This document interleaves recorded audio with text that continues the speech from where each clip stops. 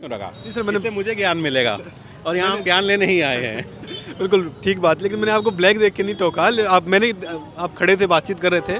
पहली चीज़ मेरे दिमाग में आई, कोई संत हैं जो आज की परंपराओं के अनुसार, आज के फैशन के हिसाब से चल रहे हैं। दूसरी बात मेरे दिमाग में आई कि कोई फॉरेनर हैं जो आज भारतीय संस्कृति के अपने गेटअप में यहाँ पे है, क्योंकि अभी मैं रशिया के जो लोग हैं उनसे मिल के आ रहा हूँ, तो वही चीज़ मेरे नज़र आई, तो इस वजह से मैंने एक्चुअली पूछी। जो ये पॉइंट आपने बोला है, एक्चुअली आजकल जो अर्बन एरियाज़ हैं इंडिया के, वो लोग अपनी ही संस्कृति से फॉरेनर हो गए हैं। तो जो कुंभ है, कुंभ हमें वो मौका देता है जहाँ पर पूरे भारत से सारी जगह से लोग आकर एक जगह पर आते हैं। सनातन की इतनी परंपराएं हैं, इतने पंथ हैं, एक बहुत ओपन विचारधारा है कि हर विचारधारा इसमें समा सकती है।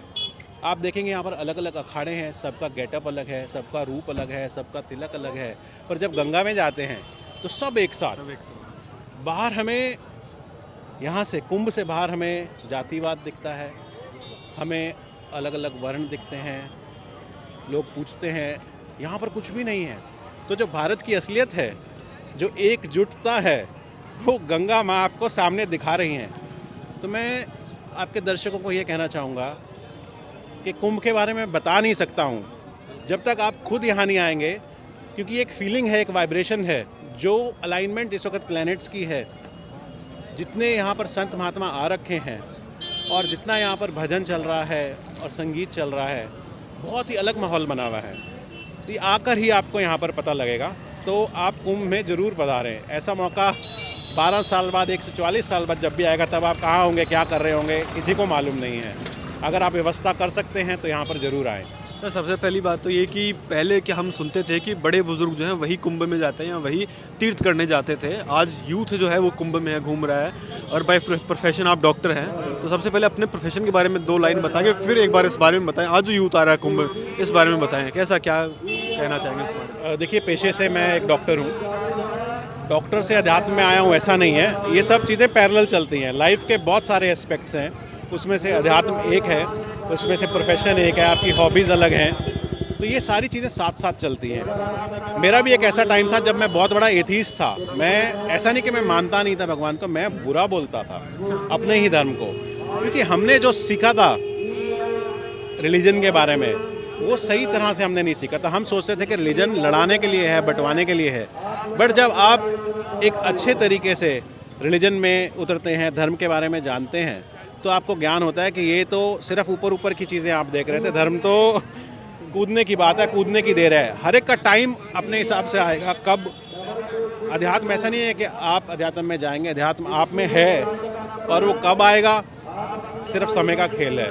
तो कुंभ एक ऐसा मौका देता है जिसमें यहाँ पर एक कोई भी आम इंसान चलता फिरता, आप खाली घड़े की तरह चलिए, वो भर देगा, वो ज्ञान आपको देगा।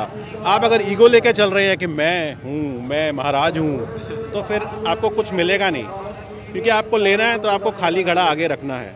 यहाँ देने वाले भी आए हैं, लेने वाले भी आए हैं, और दोनों एक भी हो सकते हैं। और यही जो प्रिंसिपल है, इसी पे कुंभ का आयोजन होता है। पूरे भारत से हर फिलॉसफी के, हर दर्शन के लोग यहाँ पर आते हैं। शास्त्रार्थ भी होते हैं, और भी बहुत व्यवस्थाएं होती हैं कि देश जो भारत है वो किस दिशा की तरफ चले।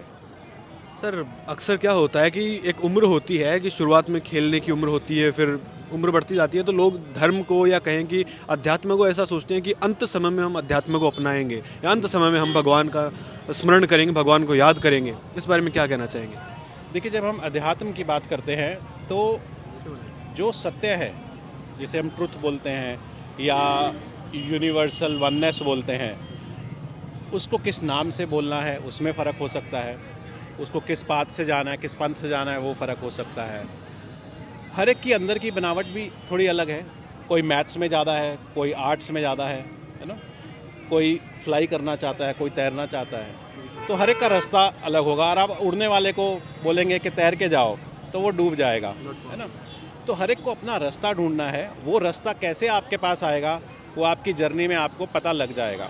ऐसा नहीं है कि जब बूढ़े होंगे, अब मेरे तो बाल सफ़ेद होने शुरू हो गए। पर आप बूढ़े नहीं है, फिर भी है। बूढ़ा नहीं हूँ, पर क्या है कि समय लगता है। अगर जो चीज़ आज मैं कुंभ में हुई, मैंने 12 साल पहले सोची थी कि मैं जाऊँगा, बट मेरा प्रयोजन नहीं हो पाया।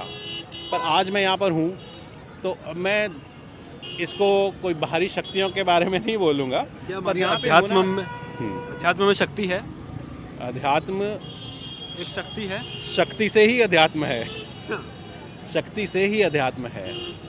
जो सब आप देख रहे हैं, जो एनर्जी है, वाइब्रेशन है, वो शक्ति ही है। शक्ति की ही सब फॉर्म्स हैं।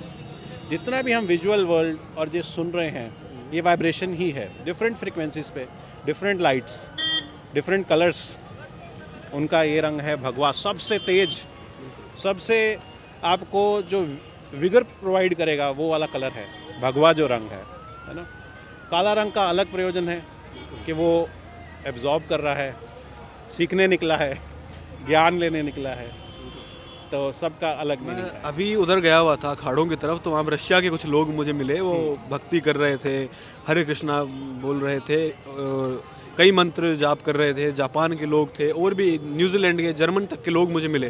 वो आज हिंदू धर्म से, सनातन धर्म से जुड़ रहे हैं। क्या कहना चाहेंगे इस बारे में? देखिए क्या है, मैं किसी और के धर्म पे कुछ भी बोलना नहीं चाहूँगा, क्योंकि ना मैं जानता हूँ, ना मैं ऐसा नहीं कहूँगा मानता नहीं, उनमें भी बहुत अच्छी चीज़ें हैं। सबका धर्म अपने लिए सबसे ऊपर है, सबका अपना भगवान सबसे ऊपर है। लेकिन एक बात जानना बहुत ज़रूरी है, अगर रास्ते बहुत सारे हैं तो आपस में हाथ पकड़ने के रास्ते भी होने चाहिए, खिड़की भी होनी चाहिए जिसमें से आप देख सको कि क्या चल रहा है। आप अगर सिर्फ ये कह दो कि सिर्फ यही है, मेरा ही है, मेरे लोग ही सबसे आगे जाएंगे, तो फिर आपने वो पाया नहीं है जो आप अभी क्लेम कर रहे हैं।